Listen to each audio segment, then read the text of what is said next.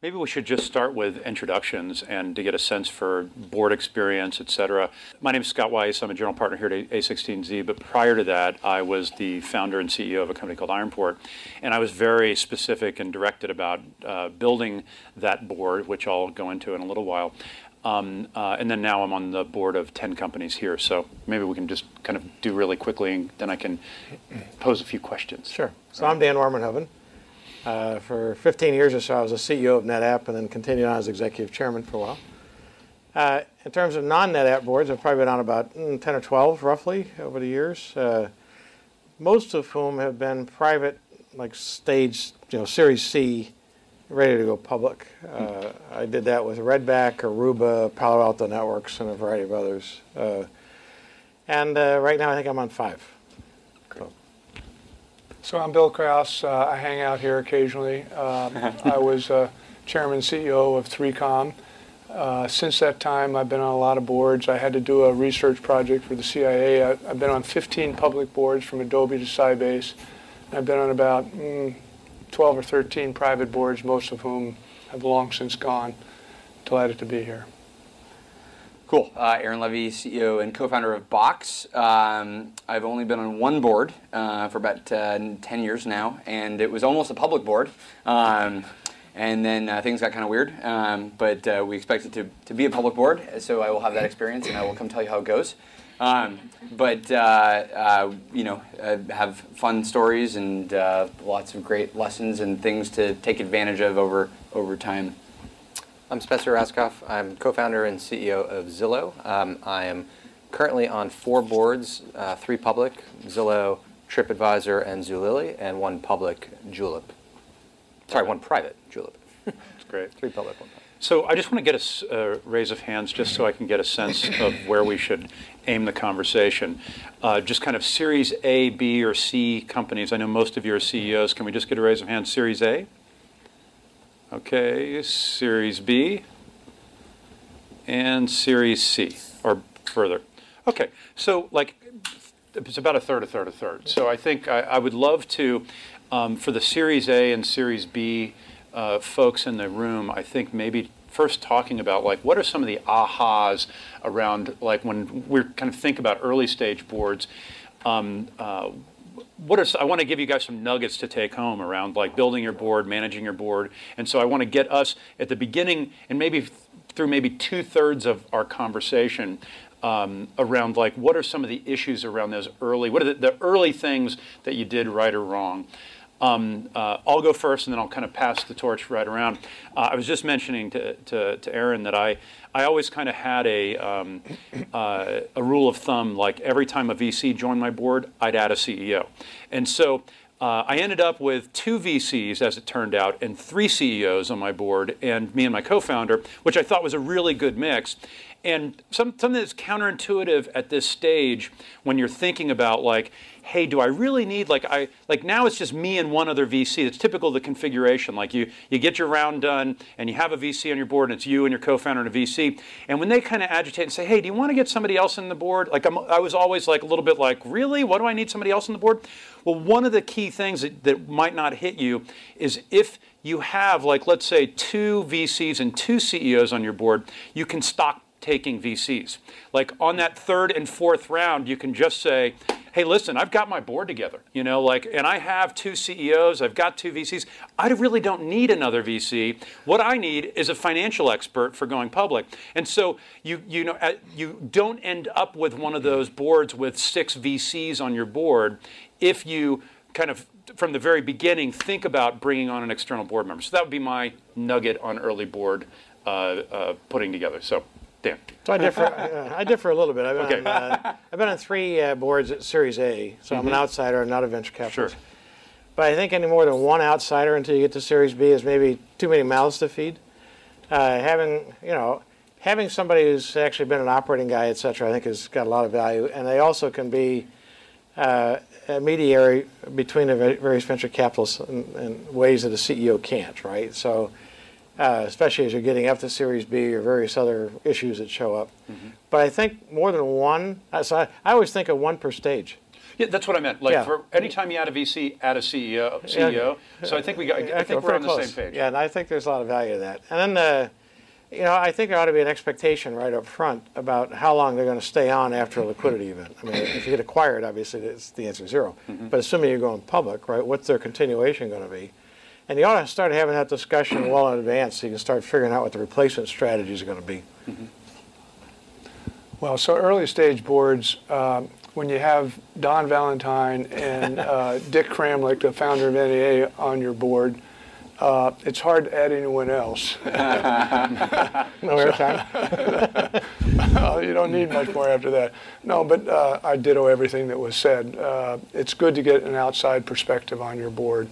I read a book called Startup Boards, of which Scott's quoted in frequently, and he talks about the importance of getting an independent director on early as you can. So I'll pass it to Aaron. Like, guys, I want you to like add. Is there any other nuggets about like this phase of the board that you would say? Like, I just kind of threw out that is kind of an important one for me that I want to give these guys, but I want to give them some take home around like they're thinking about like what is the issues with boards. And by the way, we're going to take questions as well because I know you guys have specific questions.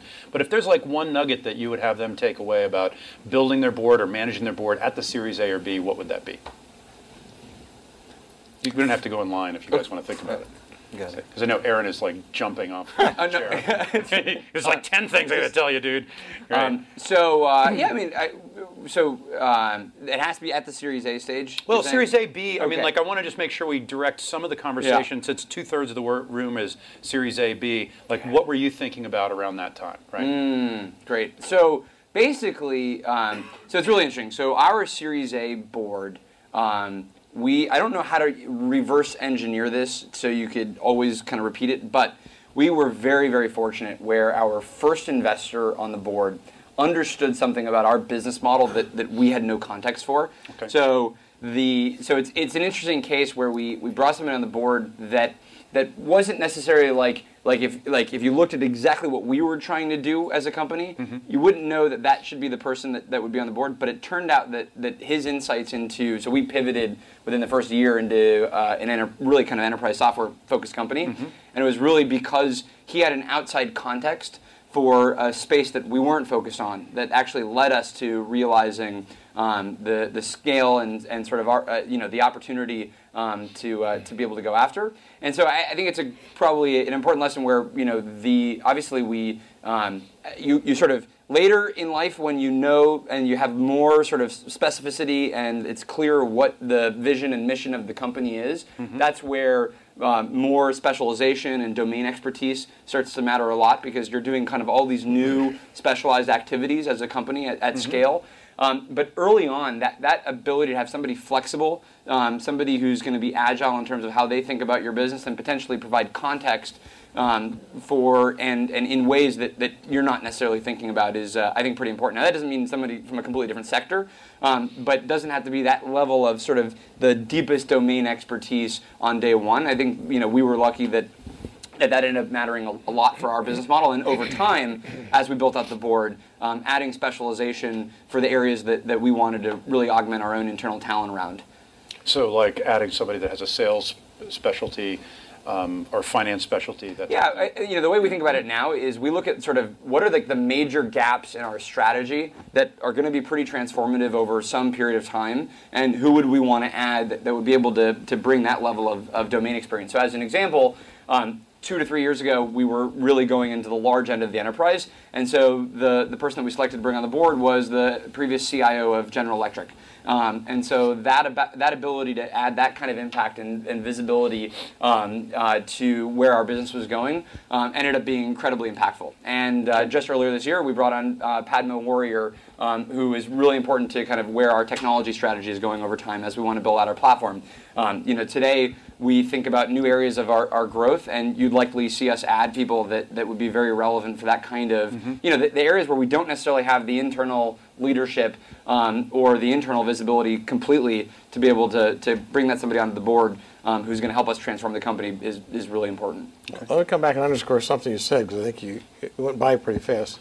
I wouldn't focus early on domain expertise or whatever. I'd focus on trying to find somebody who's been an experienced operating guy or person, woman, and who really can add to the evolution, if you will, of your business model. Not so much domain expertise or representing a customer community or anything else. Those come in later. I think you want a more generalist who's got a lot of operating experience up front. Almost like a CEO coach in many ways. Yeah, in many ways, that's right. I certainly need to you know, I would guess that most companies, when they ultimately get a product or service to go to market, what they started off creating is not what they wound up shipping. And the same way, the business model is not the same. Like you said, you pivoted to a software company or whatever, and you want somebody who's gone through some of those transitions and understands the difference and what it all means. I agree. Yeah, I mean, a lot of the same themes. By the time you get to B or C stage, I think you want to start thinking about the board like you're building out a baseball team, where they're all great athletes, but they're people with slightly different skill sets. And it's what I didn't really appreciate at the time. I mean, somebody gave me that advice. It's so obvious, right? Like you kind of need a director who's more focused on marketing, and maybe somebody who's more focused on sales, and maybe someone who's more focused on technology or whatever. But what I didn't really realize about all that was it's not necessarily that they're so expert on that particular field that they're going to like really move the needle on that particular issue, because they're never going to be close enough to the details, for example, to be focused on, oh, you should really be selling your product in this particular way, and I'm this great person that has this great sales experience, so do it this way. It's more that in the boardroom, it keeps the conversation on that topic much more honest, and it forces the management team to come much more prepared, because they know they can't snow the director on that particular topic. Maybe they can snow the other couple of directors because they're, whatever, they're sort of at 10,000 feet or 50,000 feet and they don't really understand the particular area. But at least there's one person in the room that can call bullshit on, that subject area. And that isn't really as important until a little bit later, but it definitely becomes important. So on our board, there's somebody who's the former head of marketing and then CEO at Expedia, and then we've got financial acumen, the CEO of Liberty Media, former CFO of Microsoft, and then we've got the VC kind of earlier stage person who understands so much about early stage growth companies, and then we've got a real estate guy because we're in the real estate industry, and so we've kind of got different subject areas sort of covered in that way. So I'd like to take it back to the Series A, B. For the Series A in particular, when you're building your board, probably the first person you're going to add is the venture capitalist. Yep. And if you're fortunate enough to be able to have choices of who you take money from, think about that. Think about the type of venture capitalist that you want to get married to, so to speak, because you're going to be with that person for a long time. So don't think about just the money, think about the person behind the money. And don't just think about the brand of the VC, because once the check clears, that doesn't really matter that much. What matters is who's in the boardroom for the next 10 years. And I've been on other boards with VCs with really great brands who were, the representative was just sort of annoying and not additive to the conversation. And it's, you end up dreading going to those board meetings, and management hates preparing for them, and it's just not good. So think about the person, not the firm. Mm-hmm. Yeah, I would add, if you have a choice, right? Which some don't. It's always great to have a choice and do a lot of reference checking. Both backdoor and the references that you get from the board member. I think that's really, really critical, and it's not done nearly as much as how many just a show of hands, how many of you guys, when you got your first VC round, called at least 5 people that person had been on the board? About half. That's good. I think that's really, really important. I want to shift gears a little bit to talk about the board meeting and kind of what constitutes like a great board meeting. And I'll just set the stage a little bit. I always have this phrase that the board eats whatever you serve them. And so you are the one that's preparing the meal and putting it in front of them. But if you put up a slide with a bunch of numbers, they're going to ask you about every single number on that slide, right? So how do you guys think about preparing for a board meeting? Again, kind of thinking about the Series A, Series B. What are you trying to tee up? What's first, second, third? I'd love to kind of get you guys thinking, riffing on that a little bit. Just like the question of evolving the board, Mm-hmm. The question of the content and so on, the cadence, et cetera, of meetings changes over time. Depends on the stage of the company. Most Series A companies I've been on, we meet every month or 6 weeks. It's a couple hours. It's really focused on how we doing internally, on building the product, hiring the engineers, spending the money, whatever it may be. Maybe a little update on what's going on in the market, but it's mostly internally focused. And then it shifts quite dramatically. I think the ones that are more interesting are as you go to market, right? What's the strategy for everything from the sales process, marketing process, et cetera? That's where the big bucks go too. That's really where the high risk is. And so getting really good data about the customer connections and competitive issues and objections coming back from your target customer, whatever. I mean, that's the meat that you really want the board to understand, right? And to really help you understand, actually, feed it back to you. And I just find that other than, what makes a good meeting? Great numbers. You're ahead of plan, et cetera. It rarely happens. If there wasn't some set of issues to deal with, you wouldn't need a board. But, I think the key in constructing the meetings, and it is a question of frequency as well, right? How often do you want a meeting? Is what do you think the directors want to know and understand? This has nothing to do about you. This has to do about them, right? And audience advocacy is, I think, important to keep in mind. You're going to want to tell them a bunch of things, and your team's going to want to tell them a bunch of things, and I don't really give a shit most of the time. I want you to tell me the important stuff, right, that we can then go have a serious discussion about. And so I find the best meetings are those which are very succinct around the mundane and leave lots of time for the meaty subjects. I'm going to offer 3 high-level general guidelines or rules of the road, and then we'll get some practical suggestions. The first is most boards prefer to be led, not managed, in the political sense of the word. And boards are just like any other team. You need to spend time developing your board in terms of turning them into a cohesive, collaborative, high-performance team. And you need to do that through shared experiences, the classic dinner before or after, or even one of sort of the fun experiences we had. We took our directors out go-kart racing and watched Kramlich and Valentine going at each other like they were in bumper cars. That was kind of fun. But so first thing is boards want to be led, not managed. Second is don't bullshit your board. They'll see right through it immediately. Practice the notion of under-promising and over-delivering. And in that same vein, deliver bad news as quick, if not quicker, than good news. The third, which leads to the third one. The third one is practice a construct that I used was extremely valuable was let's go around the table and share your thoughts.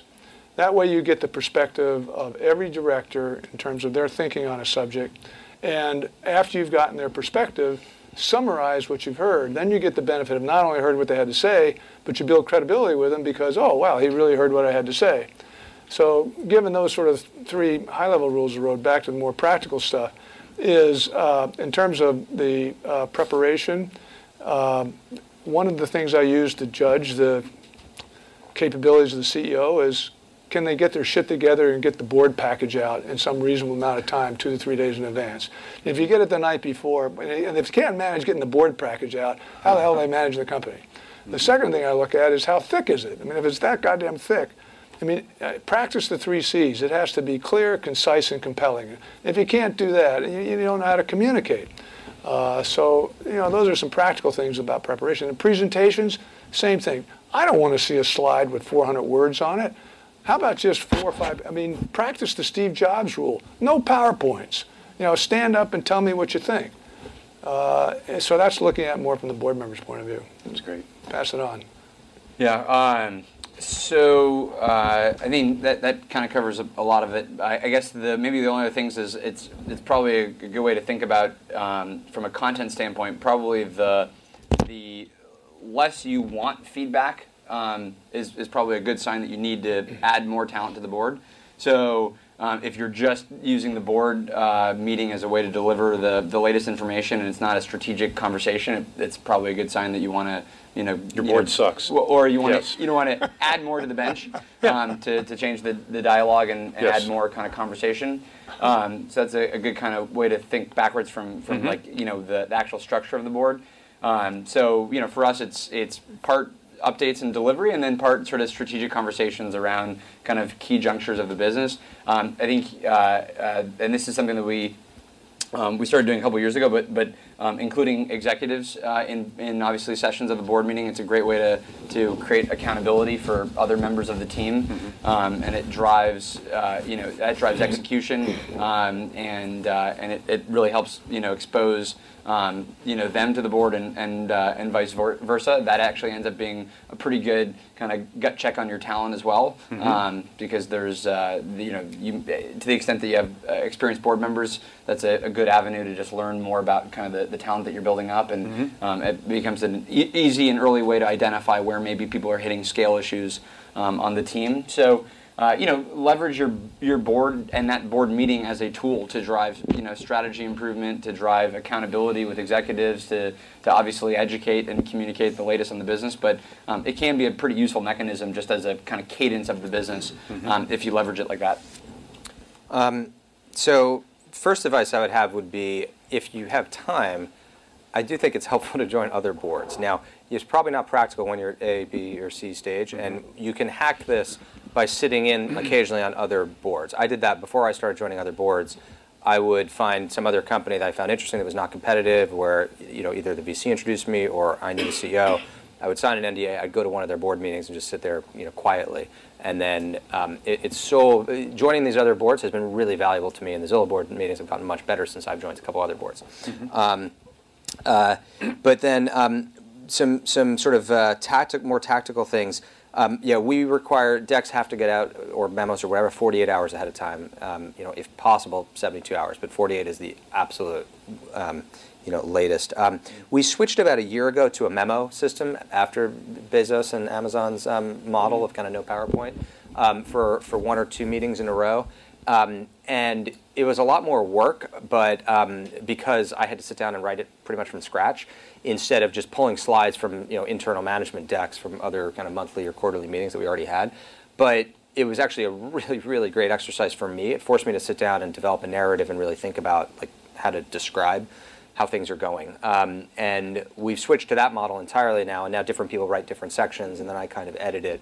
And I really like that model. I wasn't so sure about that switch. It's worked well for us. You've done it twice. We've done it probably three times now, I think. And so what we do now is it's like a 12 or 14 page single line Word doc in PDF.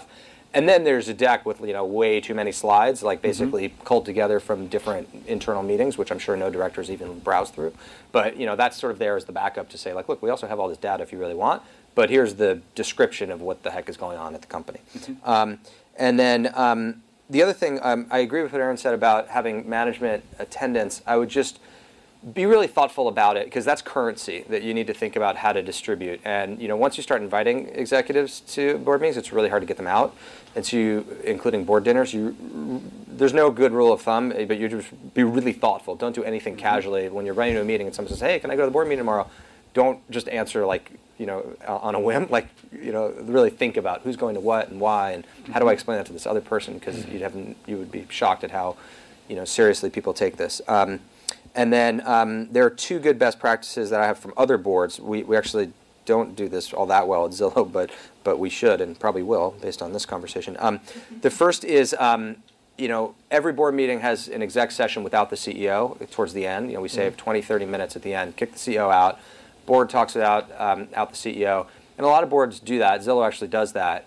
But what this one other board does is then we bring the CEO back, and one of the directors, while the CEO was out, was kind of nominated to sort of play back for the CEO what the discussion was while they were out of the room.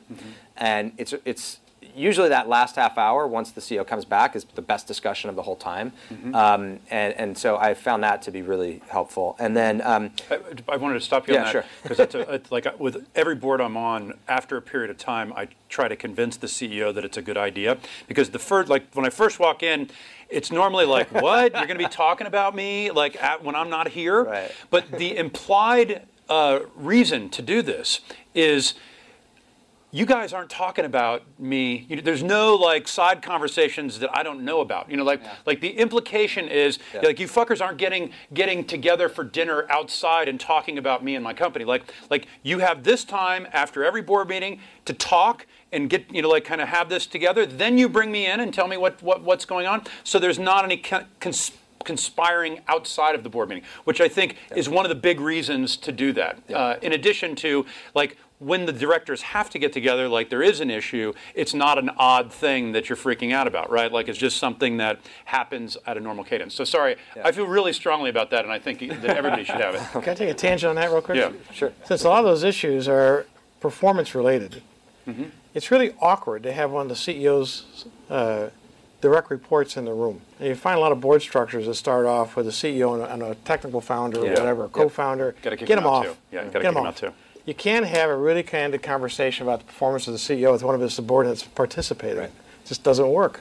Totally agree. Yeah, and we have a problem there, which is our COO is also our GC, and she's the secretary, so she's supposed to take notes. So we kick her out. Throw her out. We have somebody else, Yes. So yes, totally agree. So another best practice that another one on boards does is every maybe twice, maybe 3 times a year, so not every board meeting, put up an exec org chart, and the CEO goes through with a very open narrative on each of their directs.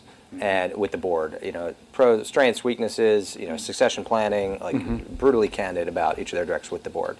And not all my boards do that, but I do like that. I have a lot of things of when board meetings go badly, why? But I'll let you ask. No, questions, please. Why don't we start with that? Okay. Because I think there's the continuum of great board meeting to horrible board meeting is. Great board meeting, and I don't mean like regardless of the numbers. Like obviously, I have a lot of great board meetings, and the numbers are going up and to the right. But like great, like you're in a good board meeting. What you're in a horrible board meeting is you're completely transparent, you're completely honest, and you're talking about the critical issues of the business. And you look at your board members as people that care and are smart and are going to help you, right? Like that's the energy that goes into the board meeting.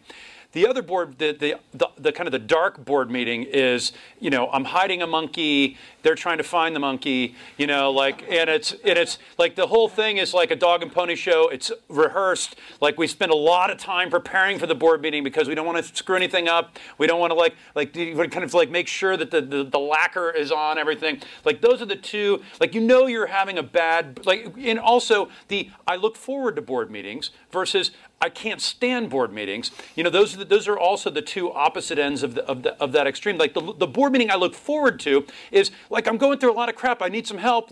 And these people are going to really help me. As opposed to I've got a lot of things and the board is going to be at my ass. This is not fun and I'm dreading it. Like those and the other thing that I think is really important about the good part of board meetings is that it's a time to get the whole team to get their shit together. Like, the board meeting is a focal point for everybody. Like, damn it, I've got a board meeting in a month. Like, you've got to get this done. You got to, there's like a general anvil or not anvil. It's like a whip. It's like it's a part of and what you were saying is a progress report and it's a thing like how are you doing on the goals? What did you say you were going to do? Did you do it? That type of thing. So why don't you go through the kind of the bad board meeting? Well, some bad things. I hate when I have to dial into a board call, and I hate when people are on the phone. I just think we all know they're only half paying attention. We all know that, it's hard for them to hear, and papers are shuffling and whatever. And that's usually, I usually can write that person off from the board meeting if they're not there in person. So that's bad. The biggest sign of a bad board meeting is one where there are a lot of surprises. Like if you've got bad news to share, for example, you want to share it ahead of time, and you want to make sure that bad news should travel faster than good news, and that it's out there before the board meeting, so there's no big ahas at the board meeting. And the flip side of that is just to be succinct about what makes a good board meeting. A good board meeting is one where there's an active and lively discussion about some important strategic issues, and you're getting, as a CEO, you're getting good input and advice from other people about how to deal with these 2 or 3 big issues. It's not about reporting and regurgitating what the numbers are like. It's a discussion about something that you're having a hard time with. Well said. I know you guys are anxious to ask questions. Why don't we just turn it over to you guys and we'll get some questions going. Yeah. So this is, I think, more Series A, B, but maybe even bigger boards you go with this. You start out and you have like a really small board, and then you start with one investor, then you have another investor.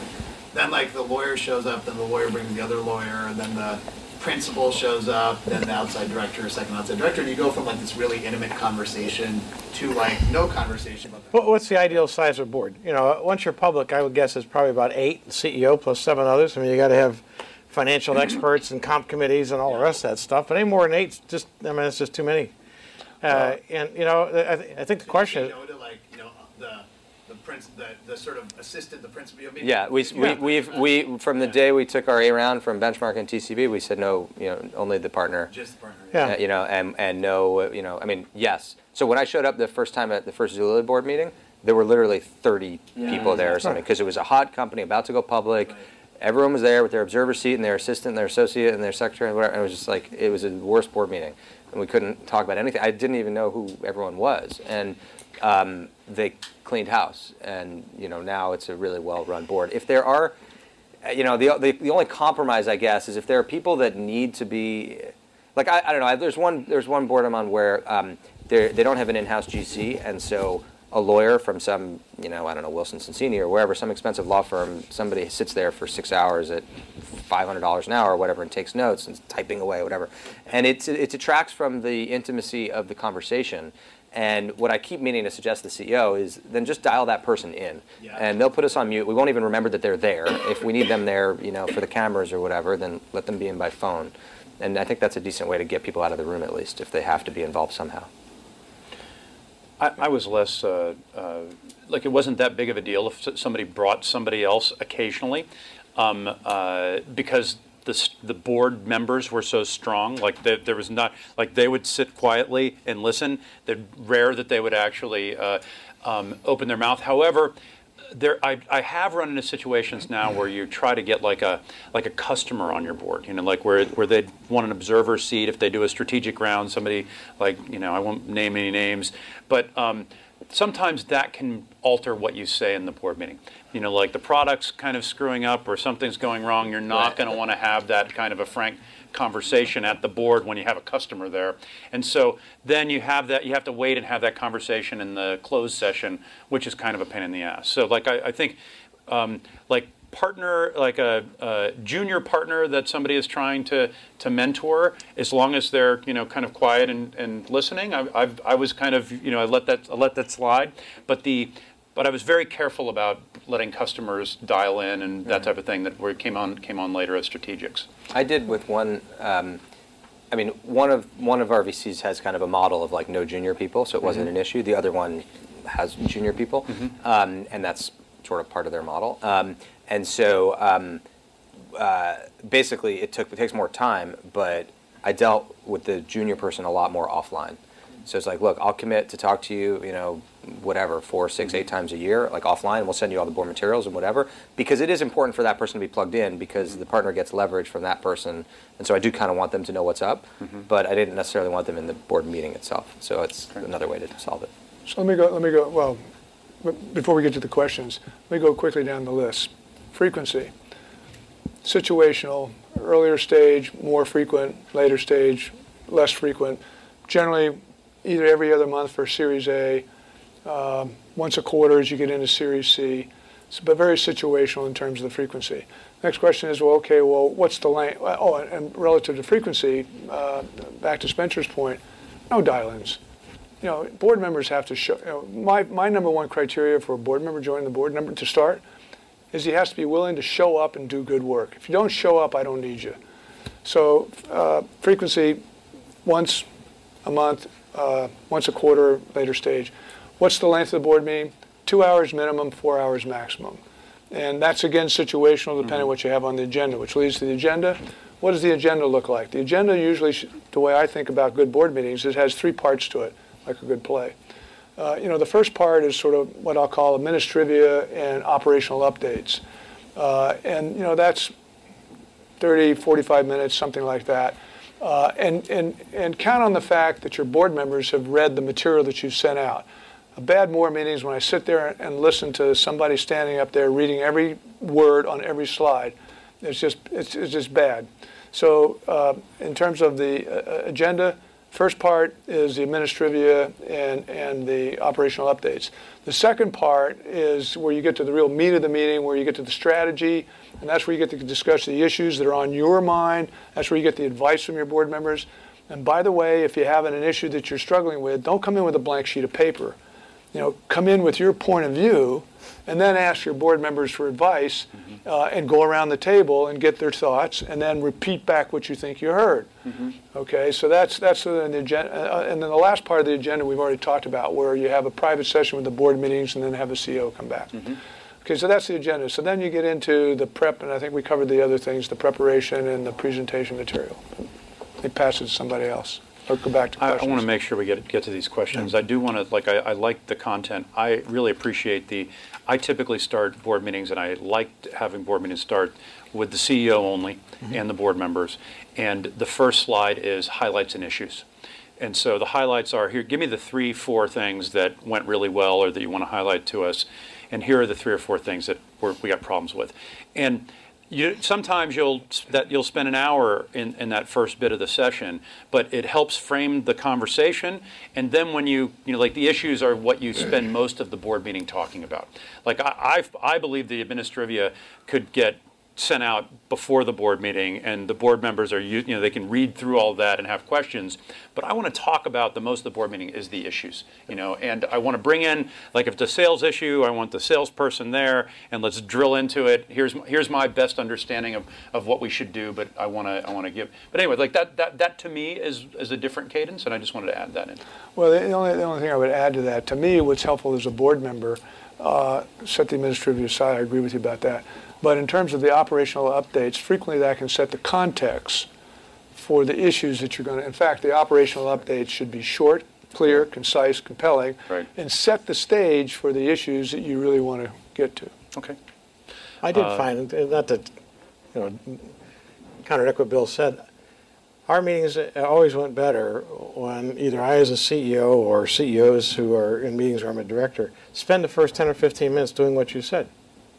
And I think they can even frame the meeting, right? If here's the issues you're going to hear, here's what's not fully baked, here's, where I'd like your input. Absolutely. And kind of give them the roadmap to what's going to happen, as well as situational analysis, right?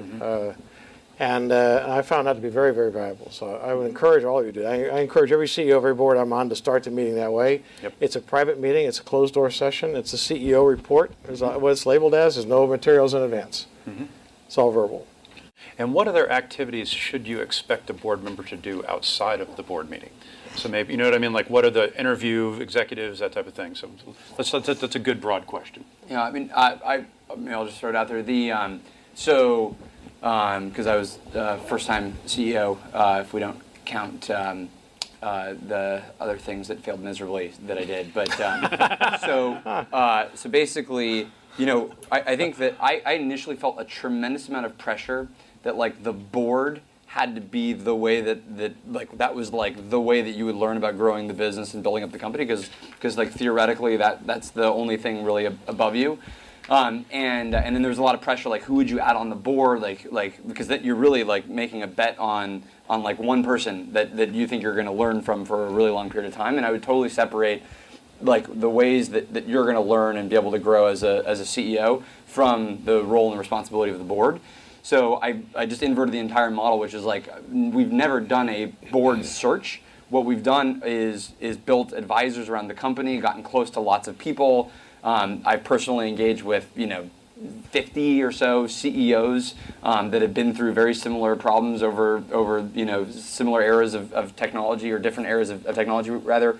And then as you build those relationships, it becomes obvious, like, who is somebody you think you can learn from over a really long period of time. And then for other people where you just need tactical advice that around a situation you're dealing with, you want to have a cadre of people that can help with that might provide completely different perspectives. Because even actually, if you listen to probably our answers to these things, there's different answers for every single question. And I think that's just the reality, is every situation is different, every company is different. So you'd rather actually be able to have an order of magnitude more people that can help you solve problems and make decisions than just the board of directors, because there's going to always be different points of view and perspectives that are going to help you grow and help you build up. So the board is much more of the just a strategic function, I think, and then obviously making decisions around budget and how you're going to kind of grow the company or whatever.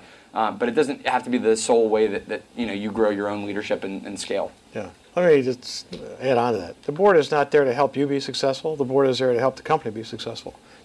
You are expendable. Just keep that in mind. The amount of time you should spend on your personal development in a board meeting is 0. And if you want to latch onto a director and get lots of advice, that's great, but do that outside the meeting. You know, if you want to get their critique and how am I doing, that's great, but do that outside the meeting. And I mean, the meeting is not about you; it's about the company. By the way, there'll be a follow-up meeting on how to structure your control of the company, which will be after this panel. I totally agree, though, as kind of Machiavellian and as that sounds. I totally agree that if you are so self-aware that you know that you want to use this, you're lucky enough to have these panel of experts to help you become better. Good for you for realizing that, and you should absolutely use as much of their time offline as possible that they'll give to you. But I don't think that the meeting is, I mean, also from a practical standpoint, the meetings are short, it's kind of awkward in that group setting, they're infrequent, it's like not a great place to do that. And in terms of what's expected outside of the board meeting or whatever, I mean, before you join a board or before you invite somebody onto your board, you should definitely set expectations of of what's appropriate. I'd say the general, I mean, I don't know. I would expect any of my directors to be available to do pretty much anything that we asked in order to help make the company successful. Practically speaking, it's not all that much outside of board meetings, right. At least in our case. But there are other situations where it's a lot more often than that. Yeah, and just to pick up on that, in terms of what you expect from a board member, when I join a board, I join the board with the expectation I'm 24/7. Now I can't be instantaneously 24/7, but if, a specific example today, I can't give you the circumstances, but critical issue, board members sent me an email this morning, I had a lot of stuff to do today, and I made time to meet with that board member this afternoon. So you should, if you don't set the expectation that, when you need help, you need help, and if the board member's not prepared to do that, well then maybe you ought to think twice about it. I do believe that you should have, there's not coaching going on in the board meeting per se, but I think it's great to have both, a VC that's had operational experience. Obviously, we built this whole firm on that premise, and to have a CEO on your board that can be kind of a de facto coach. Because I think, especially Series A, Series B, you want to have enough contact with those folks outside of the board meeting, so you get to a comfort level where, as I was growing up as a young CEO, I wanted to be comfortable enough with them that I could ask them the stupid questions about, like, well, hey, I'm trying to close this guy, how do I do this? I would also recommend that there are things that you don't want to share with board members, that you'd want to have a mentor or a CEO coach that you can ask those stupid questions with. So there, I think there's a range of questions that I feel totally comfortable and want the board members to be on the hook for. But then there's some others that I'm like that where I kind of need to bare my soul a little bit, where I think I don't want them to think that I'm that weak. There's a, as I have asked those questions to like a CEO coach that I would never ask a board member. Yeah, and so it sounds like Aaron's built a personal network of CEOs. So have I, that I use for that sort of thing. I'm in YPO, which is a pretty common, or EO or whatever. There are lots of these different organizations, which is another good place to find that network where you can talk about. an obvious thing is your own comp negotiation. Right. Like, you can't. You don't want to discuss that with your board. You're kind of sometimes on the other side of the table, and so you need somebody to help you figure out how to advocate for yourself sometimes. And you can't find that from your board. You'll find that from your peers or from other organizations. How important do you think it is to have a stage alignment? Situational. People with large company experience can be helpful because they know what they answer. Show me a CEO who doesn't want to build a big company, and I'll show you a CEO that's not going to be a CEO very long. But so all of you want to build a big company. So having a CEO on your board that's either built a big company or been in a big company helps you understand what the answer looks like when you get to be big, and all the things you don't want to do and the things you do want to do. On the other hand, when you're small, big company bureaucracy is not very much help. So having the perspective of someone who, if the ideal situation is somebody that's started a company and built it into a big company because they've seen the whole movie. Yeah. I think it's pretty important. I'm thinking back to 2008 when the world came to an end. The directors that were most helpful to us working through that were the VCs that had a lot of early stage experience and had seen a lot of other companies die. It wasn't the marquee, Fortune 500 CEOs who are on our board who have big names that everybody's heard of. Like it was I guess it's the VCs, everyone are big names also. People have heard of them too, but you know what I mean? It's people who have seen the earlier stage stuff that were more valuable there than the later stage. So I do think it's pretty helpful. How do you guys think about ongoing board communication? Yeah, I wrote a monthly board update letter. Right. I did at the early stage, a monthly update board letter. Now on the flip side, looking at it from the other side, a board that I'm on sends out this big thick binder every month, and I keep asking the CEO, "Are you sure you want to go through all this pain? How about you? I love reading your letter. That's the summary letter, but but they want to do it because it's the discipline of having to put everything together and doing it. But I think a monthly letter from the CEO is very helpful, both equally for you as the CEO, because it forces you. I think Spencer may have said, or Aaron may have said, but forces you to put your thoughts together in a cohesive way. I'll take credit for that. Thanks. It's hard though. I mean, I wish I made the time to do a monthly communication. I don't. I don't. Do you? Well, is that an appropriate time to I thought you. Go ahead. I would say that you can actually find lots of ways to leverage communication you're already doing. So like we send a company all hands note monthly, and that is sort of lays out the strategy or whatever. Just literally forwarding that to the board of, FYI, here's the latest, or maybe at a strategic juncture. Like that counts as communication. So it's the exact way to. I mean, any way that you can get more leverage out of the content or the communication you're already producing. The board is another constituent that you need to communicate to. And I would also add that companies do too few communications to all internally anyway. One of the things that we used to do, anytime that I would go on a sales trip, on the plane ride back, I would write out notes from the road. And it was just my perspective. I'd talk about every interaction I had with customers, and I'd send it out to the entire company, and I'd also send it to my board. And so it was just, constantly thumping, the company with things that you're, or when I'd go and meet with a Gartner analyst, and here was the back and forth, send it to the entire company. And and I would try to spread out that love with I'd get my executives to do that as well. Is just, emails to all is just a great channel to keep everybody on the same page. And we'd also go through the board slides of the whole company after every board meeting and talk about what was talked about in the board meeting, so that there's a great bit of transparency there. But I totally agree on leveraging the communications that you normally have. One thing you might want to consider is delegating it. In the early stages of NetApp, we did a monthly business review as an executive team, but the board meetings are quarterly. And so the CFO had the responsibility to kind of document what went on in the monthly business review, pick a few highlight slides, and he did the commentary, cover letter, and send it out. That's great. Not everything has to land on your desk.